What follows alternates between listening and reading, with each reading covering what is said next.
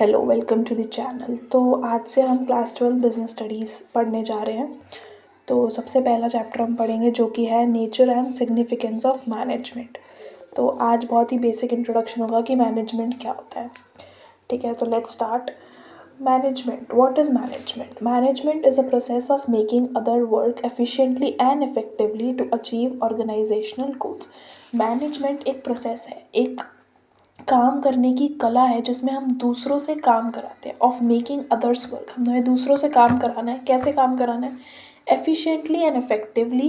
क्यों कराना है? ताकि हम ऑर्गेनाइजेशन के गोल्स को अचीव कर पाए। दूसरों से काम कराने को ही हम मैनेजमेंट कहते हैं। जैसे कंपनी में एक मैनेजर होता है, उसका काम होता है सबको सुपरवाइज़ करना, हर एम्प्लॉय को सुपरवाइज़ करना कि वो काम कर रहा है ढंग से या नहीं कर रहा, उसकी परफॉर्मेंस को चेक करना, उन्हें मोटिवेट करना। तो ये सब मैनेजमेंट में इंक्लूडेड होता है जो कि एक मैनेजर करता है।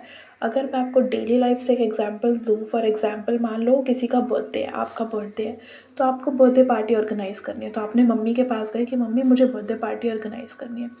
तो आपकी मम्मी ने कहा ठीक है। तो आपकी मम्मी ने क्या करा, आपके भाई को काम दिया कि तुम्हारा काम है बाहर से जो भी खाना है, केक है या खाने का, तुम देखोगे, मैं घर की डेकोरेशन देखूँगी। और पापा को बोला कि आप गेस्ट लिस्ट बनवा लो, गेस्ट के लिए इनवाइटिंग कार्ड बनवा लो। तो इधर आपने देखा मैनेजमेंट कर रही है, मम्मी मैनेज कर रही है काम को कि कौन क्या करेगा। ठीक है, तो मम्मी क्या कर रही है, सबसे काम करवा रही है कि तुम ये करोगे, तुम ये करोगे। और ये काम क्यों करवा रही है? क्योंकि हमें गोल अचीव करना है। एक गोल क्या है कि हमें बर्थडे पार्टी अच्छे से ऑर्गेनाइज़ करनी है जिसमें सबको मज़ा आए।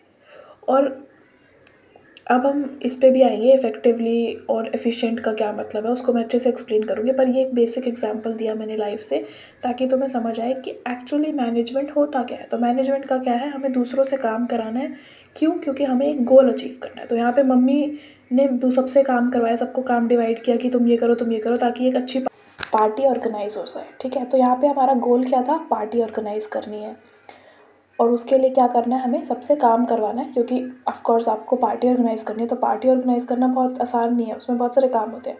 तो मम्मी क्या थी यहाँ पे, मम्मी ने मैनेजमेंट किया, सबको थोड़ा थोड़ा काम डिवाइड किया ताकि पार्टी अच्छे से ऑर्गेनाइज हो जाए, इफ़ेक्टिवली और एफिशिएंटली। अब ये क्या है ये भी एक्सप्लेन करूँगी। अब देखो, महंगाई इतनी बढ़ गई है, ठीक है, और मिडिल क्लास फैमिली के लिए बर्थडे पार्टी ज़्यादा अच्छे लेवल पे करना आसान नहीं है। तो मम्मी का क्या गोल है कि बेटा, मम्मी ने बोला उसको कि यार बर्थडे पार्टी तुम्हें करनी है बट हमारा बजट के अंडर हो तो सही रहेगा। तो मम्मी ने भाई को काम दिया था खाने का, तो उसने बोला कि खाना तुम्हें लाना है, क्वालिटी अच्छी होनी चाहिए पर कोशिश करना कि हमारे बजट में काम हो, और मैं भी डेकोरेशन ऐसे करूँगी जो हमारे बजट में हो। तो यहाँ पे जब ये बजट वाली बात आ गई कि काम हमारे बजट में हो, तो ये होता है बेटा एफिशिएंसी। एफिशिएंसी मतलब काम को कम से कम कॉस्ट में करना है। ठीक है, अब अगर हम ऑर्गेनाइजेशन की बात करें तो ऑर्गेनाइजेशन में कम से कम कॉस्ट क्यों टारगेट होता है? इसलिए ताकि प्रॉफिट बढ़ जाए, क्योंकि अगर तुम ज़्यादा कॉस्ट में काम कर दोगे तो तुम प्रॉफिट नहीं कमा पाओगे। एक चीज़ है, मान लो एक पेन है, वो 10 रुपये का बिकता है। अब वो 10 रुपये का बिकता है तो 10 रुपये का पेन आपको 10 रुपये का ही बेचना है। ठीक है, आप 15 का नहीं बेच सकते। आप 15 का बोलो मैं तो 15 का बेचूंगा, कोई लेगा ही नहीं बेटा आपसे, क्योंकि मार्केट में ऑलरेडी 10 रुपये का पेन अवेलेबल है। तो आपको प्रॉफिट 10 रुपये के पेन पे कमाना है, तो आपकी कोशिश क्या रहेगी, भाई 10 रुपये को मैं 12 रुपये तो नहीं कर सकता प्रॉफिट। तो प्रॉफिट बढ़ाने के लिए हम रेट नहीं बढ़ा सकते, हम सेलिंग प्राइस नहीं बढ़ा सकते। तो हमारा फोकस क्या होता है कि हम कॉस्ट कम कर दें, कि हम पेन को कोशिश करें कम से कम कॉस्ट में बनाएं। कि 10 रुपये का पेन है तो हम कोशिश करें 6 रुपये में हम बनाएं, ताकि हमारा 4 रुपये का प्रॉफिट हो जाए। अब हम चाहते हैं कि हमें तो कम से कम 6 रुपये का प्रॉफिट चाहिए, तो हम उस पेन को 11 या 12 रुपये का नहीं करके अपना प्रॉफिट बढ़ा सकते, 6-7 रुपये जो भी है।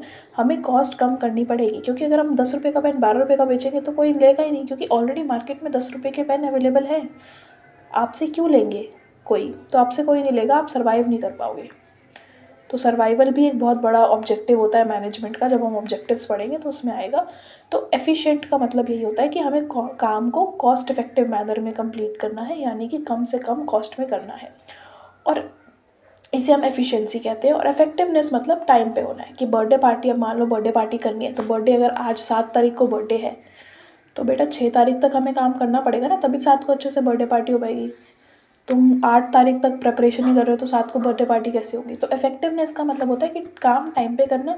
एफिशिएंसी का मतलब होता है कॉस्ट कम से कम आनी चाहिए, कॉस्ट इफेक्टिव मैनर में काम करना है।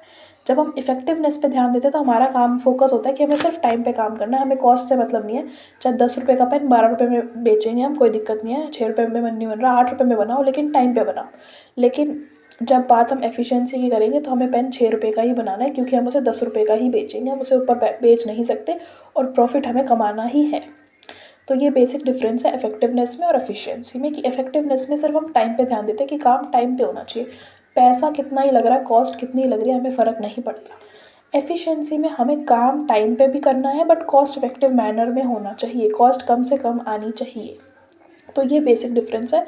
ये आ सकता है केस स्टडी के फॉर्म में भी आ सकता है, एग्जाम में नॉर्मल भी एक नंबर में आ सकता है कि what is difference between effectiveness and efficiency. तो ये आपको पता होना चाहिए। अभी तो मैंने आपको बर्थडे पार्टी की फॉर्म में इस दोनों का डिफरेंस समझाया, बट अगर हम ऑर्गेनाइजेशन की बात करें बेटा, ऑर्गेनाइजेशन में इफ़ेक्टिवनेस कैसे आएगी? जैसे कि मान लो हमारा एक मोटिव है, इस साल हमें 10 करोड़ का प्रॉफिट करना है। अब 10 करोड़ का प्रॉफिट करना है तो उस हिसाब से सेल्स करनी होंगी, तभी तो 10 करोड़ का प्रॉफिट होगा। तो अब ये जो सेल्स टारगेट है ये कब, ये टाइम पे करना पड़ेगा ना। आपको 31 मार्च को आपका फाइनेंशियल ईयर एंड हो जाता है, उसमें आपका फिर प्रॉफिट देखा जाता है, पूरे साल का इवैल्यूएट किया जाता है। तो आपको फरवरी तक 10 करोड़ का प्रॉफिट हो सके इतनी सेल्स का टारगेट अचीव कर लेना है। आप अप्रैल के बाद कर रहे हो तो उसके बाद फ़ायदा नहीं, क्योंकि अप्रैल के बाद जो मार्च के बाद जो सेल्स होंगी वो अगले साल काउंट होगी, तो इस साल का मोटिव तो आपका अचीव ही नहीं हो पाएगा। तो टाइम पे कंप्लीट करना है तो इफेक्टिवनेस हो गया।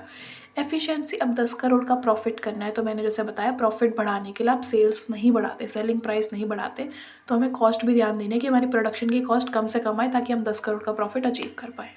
Thank you. आई होप आपको मैनेजमेंट समझ आया हो कि मैनेजमेंट क्या होता है, और इफ़ेक्टिवनेस और एफिशिएंसी भी समझ आया हो। आगे के लेक्चर में हम आगे मैनेजमेंट के बारे में अगले टॉपिक्स पे बात करेंगे, जैसे कि ऑब्जेक्टिव्स, कि मैनेजमेंट के ऑब्जेक्टिव क्या हैं और बाकी सारी चीज़ें। तो अगले लेक्चर में मिलते हैं।